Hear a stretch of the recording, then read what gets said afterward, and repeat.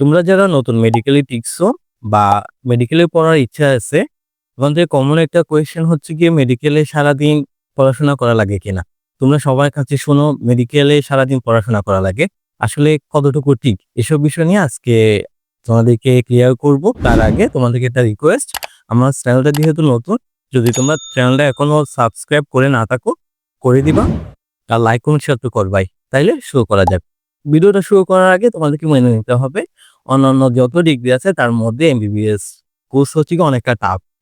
দেখো, তুমি হচ্ছে গিয়ে মানুষের জীবন নিয়ে ডিল করবা। তাইলে তোমার কখনো এটা আশা করা উচিত হবে না যে এখানে হচ্ছে গিয়ে খুব ইজিলি তুমি পার পেয়ে যাবা। তুমি পড়াশোনা না করে এই মেডিকেল থেকে কখনো বের হতে পারবা না, বা পড়াশোনা না করে তোমাকে কখনো ডাক্তার হওয়া লাগবে না। তুমি এখানে ঢোকার আগেই তোমাকে চিন্তা করে রাখতে হবে এখানে গেলে আমাকে পড়াশোনা করতে হবে। কিন্তু আসলে কি সারাদিন পড়াশোনা করা লাগে কিনা এটাই হচ্ছে কি দেখার বিষয়। এখন দেখো, আমি যদি সরাসরি বলে দিই না মেডিকেলে সারাদিন পড়াশোনা করা লাগে না, এটা ভুল। আবার আমি যদি বলি হ্যাঁ মেডিকেলে সারাদিন পড়াশোনা করা লাগে, এটাও ভুল।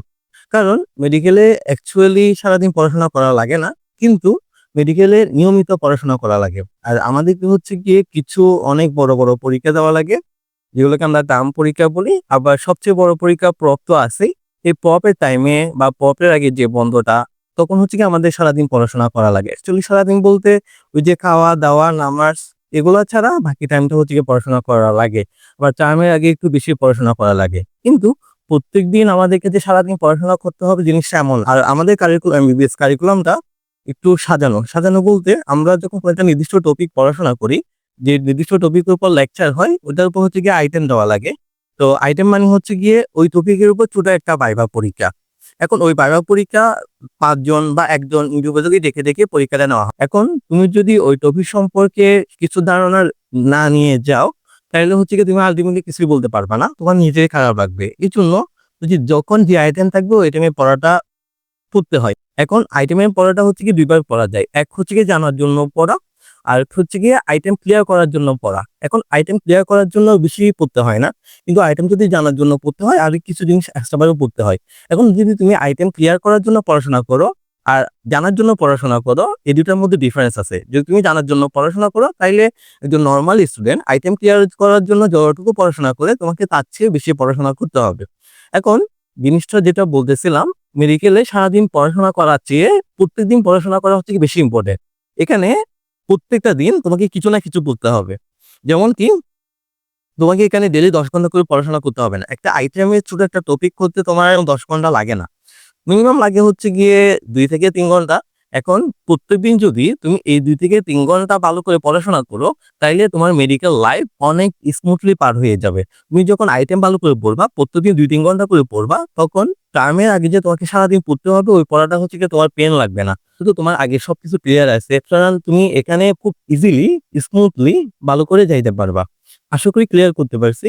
মেডিকেলে কখনো প্রত্যেকদিন ১০-১২ ঘন্টা করে পড়াশোনা করা লাগে না। এখানে প্রত্যেকদিন ৩ ঘন্টা, ৩ ঘন্টা করে পড়াশোনা করা লাগে। এটাও আবার তোমার উপর নির্ভর করে। তুমি ৩ ঘন্টার চেয়ে কমও পড়তে পারো, বেশিও পড়তে পারো।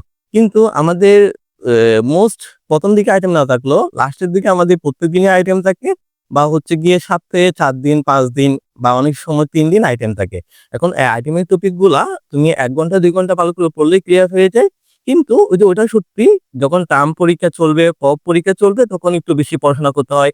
১০-১২ ঘন্টা, অনেক সময় ১৪ ঘন্টাও পড়াশোনা করতে হয়। আসলে তুমি তখন অভ্যস্ত হয়ে যাবা। তখন এই যে এমনটা না যে তোমাকে হচ্ছে গিয়ে পড়াশোনা করতে খারাপ লাগবে। টার্ম পরীক্ষা অনেক বড় একটা পরীক্ষা।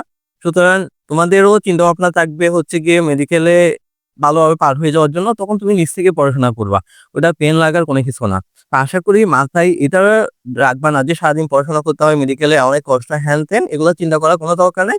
তোমরা যারা মেডিকেলে প্রিপারেশন নিচ্ছ বা নিবা, তোমরা নিশ্চিন্তে নিতে পারো।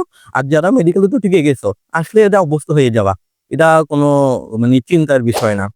আর মেডিকেলে এসে তুমি পড়াশোনা করবা না, ইউনিভার্সিটি লাইফের মতো সপ্তাহে ২ দিন ক্লাসে যাবা, সারাদিন টিউশন করবা, এই চিন্তা বাদ দিয়ে আসো। যদি এই চিন্তা মাথায় নিয়ে আসো তাহলে এখানে কষ্টে পড়ে যাবা। সব ভবিষ্যৎ ডাক্তারদের জন্য রইল অনেক অনেক শুভকামনা। আর এই ভিডিও দেখে যদি তোমার উপকার হয় তাহলে please like, comment and share.